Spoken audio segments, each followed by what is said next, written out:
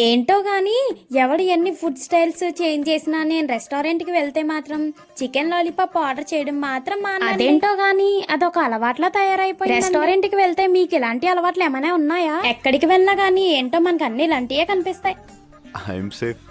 ఇలాంటివి చేయడానికి ఇంకా సొల్లాపి మ్యాటర్లోకి వెళ్తే అంబియన్స్ అయితే మంచి కలర్ఫుల్ గా భలే డెకరేట్ చేశారులేండి. ఇంకా మెన్యూ కార్డ్ వచ్చేసి మేమైతే చికెన్ లాలీపాప్ అలాగే దమ్ బిర్యానీ ఫ్రై పీస్ బిర్యానీ అయితే ఆర్డర్ చేసామండి.